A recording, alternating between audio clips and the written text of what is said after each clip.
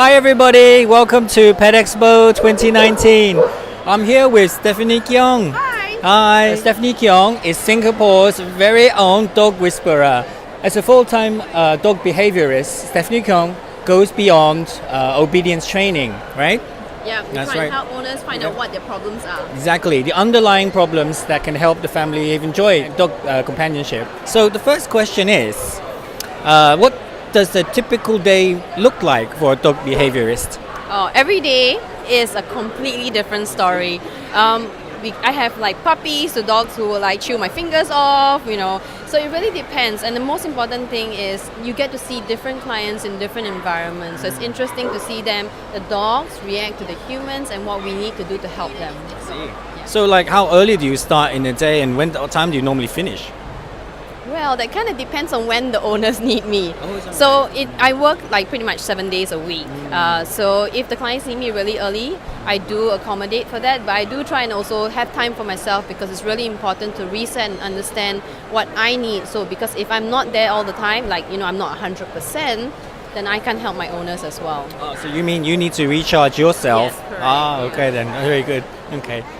In Singapore, most dog owners think that engaging a dog behaviorist is unnecessary. But really, is that true? If so, perhaps you can advise them on what they can think about? Yeah. So in terms of training or engaging a dog trainer, one thing I do find is quite often in Asia especially, most people typically only call in a trainer or a behaviorist when things are going bad. But it is important to kind of think about preventive measures. So it's better to kind of, start from a foundation and redirect your dog and teach the dog the behavior that you want rather than having to tell your dog what you don't want. So it's really important that prevention is better than cure.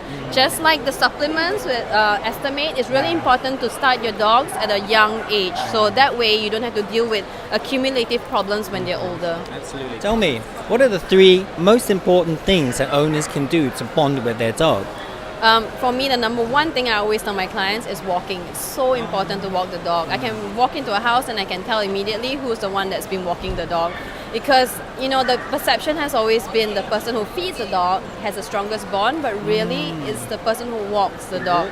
Walks the dog, okay? That's number one. Okay. And obviously, next important thing for the dog, I would say, is definitely what your dog eats. That's really important as well. With some dogs, things like allergies can be a problem. It can affect the behavior, the mood of a dog. So sometimes whenever you switch the dog's food, it's important to kind of think what is going into your dog as well. And the third thing, that most important thing for owners to do with their dog as well, is mental engagement. People forget about that. They always think about exercising the dog, playing with the dog, but do things with your dog that makes them think as well. I mean, not like an IQ test or something. No, but you can play like little games. Like even, instead of feeding them straight from a bowl, you can make them work for their food. Put the food in a contraption that makes them, they have to roll it, for example, and get the food out. So your dog has to work for stuff. They don't get things for free. Another tip for us, when you are approaching an unfamiliar dog, what is the most important thing that you should remember to do? So, even with kids or adults, the number one thing is always ask permission. Always ask the owner, is your dog friendly? Can I touch your dog? Or even sometimes before you want to, I know it's a really nice thing, you want to give someone else's dog a treat. Right. Always ask. They might have allergies, the dog might be nervous, you don't go around touching someone else's kid without asking, so always ask. It's a polite thing to do because, you're giving the dog space, so it's important as well. Very good answer. Thank you. I'll remember that as well, as I can't help reaching out for them as well myself sometimes. Absolutely. What are the main issues that owners tend to encounter with aging dogs, and what can you advise them with that?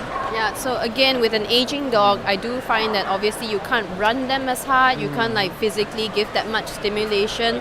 So you need to think about low impact exercises for your dog because you keep them active. It's really important to still keep them active. So things like swimming or hydrotherapy where they walk on the treadmill in the water, that's really good for them. And again, coming back to supplements, it's really important to keep them well supplemented. They get the right balance of the meals and the nutrients that they need. Start from a young age. Don't wait till they're older as well. Hey Stephanie, why don't you tell me more about this book here? Okay, sure. Yeah. So this book, we the reason I wrote this book was because I work with such different dogs and some of them are reactive, and I get that when I'm working outdoors with my clients. So the important thing for me was to teach children not to fear dogs, but how to respect them and how to approach them in a very polite way as well. So again, coming back to always ask for permission before you touch a dog.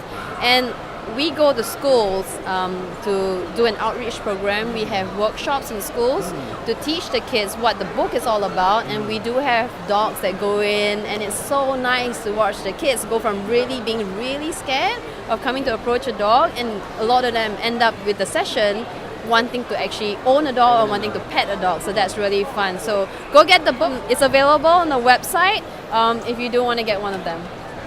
Well, thank you very much, Stephanie. So if you're having any problems with your fur kid, now you know where to go. Thank you for having me. It's been a pleasure as always. If you guys need help, HappyTailsAsia is always there to help you understand your fur kids. Bye-bye. Bye.